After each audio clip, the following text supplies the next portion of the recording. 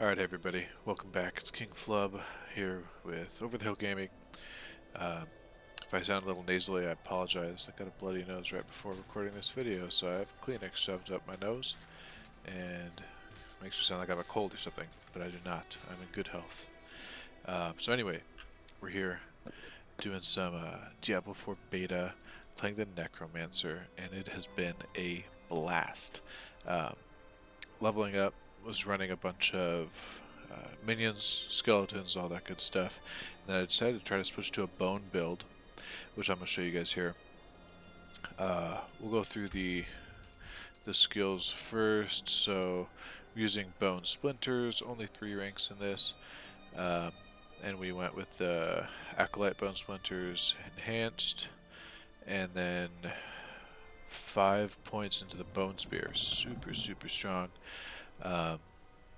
And we took the break into shards and the additional 5% critical hit chance.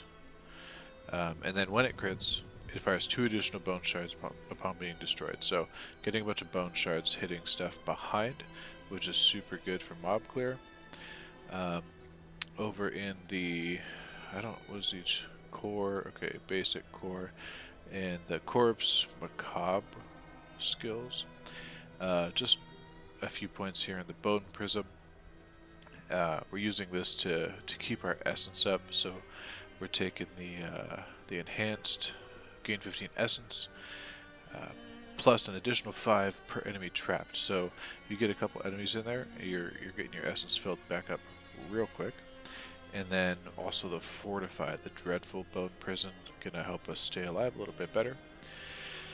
And then we move on down to the curse. I had just to have a piece of gear that's giving me a level here, but I chose to go with the Decrepify, which is going to give us a little bit extra CC and a little bit a chance to reduce our cooldowns. So it's going to help later on with Bone Storm, which we're going to get to in just a minute. And then I took 2 points here. So 6% increased damage to cursed enemies, which incentivizes us to use the curses. I haven't found a whole lot of use for them, but since we're not running any of the minions besides the golem here, I felt like instead of just skipping this tree, we're going to try it out. So we took the curse, get some damage reduction, some slow, and then 6% increased damage. So not a whole lot, but it helps. In this tree, I decided to not run Bone Spirit. I felt like I'd rather spend my essence on Bone Spear. So that's what I've been doing.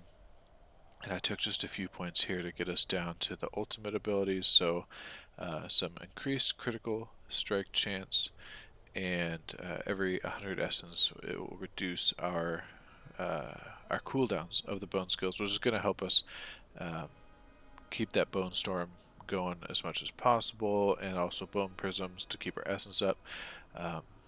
And so then over here in the ultimate, of course, we're going with the bone storm and then just the 2 upgrades there.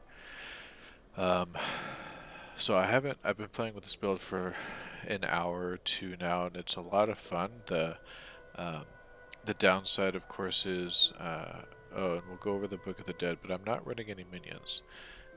And so if you're unaware of how the minions work with the Book of the Dead, you have options inside, so you can choose your type of skeleton, but then also what buff you want, or if you want to sacrifice it. So I've decided to sacrifice both the skeletons and the mages.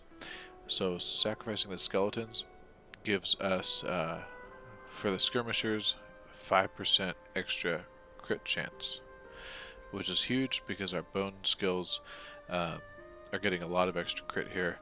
I'm not doing any of the resistance or anything, so we're taking the crit. And then for the mages, we're taking the maximum essence. Actually, now looking at it, this might be better. You know what? We're gonna try this. Haha. Alright, we're switching. So I was doing the max essence here because I had a different legendary that I'm not using anymore. But this is just gonna be better. Vulnerable enemies take 15% more damage. So that's what I'm running.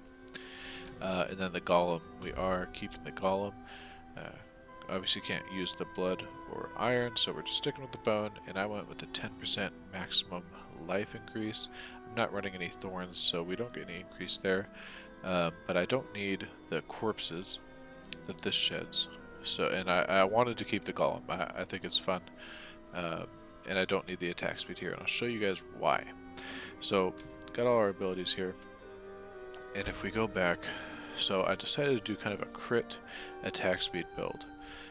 Specifically bone splinters and bone spear to be shooting those over real quick. So critical strikes with core skills increase your attack speed. So we're getting already a bunch of attack crit chance increases from different places, including bone spear. So we're getting that attack speed bonus pretty consistently. And then we're running the, I forget what the aspect is called, but the basic skills gain 66% attack speed. So we're just blasting this bone splinters right now. And this is just a legendary amulet you get. I think it's super useful. I've just been using it to stay alive. And then we have, so even more, going off more of the crit and attack speed. Critical strikes with bone skills increase your essence regeneration. So this is also going to help us keep that essence up, so we're able to spam our bone spear. And then finally, to increase the damage of our bone storm, enemies damaged by bone storm take 88 shadow damage over 2 seconds. So not a massive increase, but it's going to be extra damage there.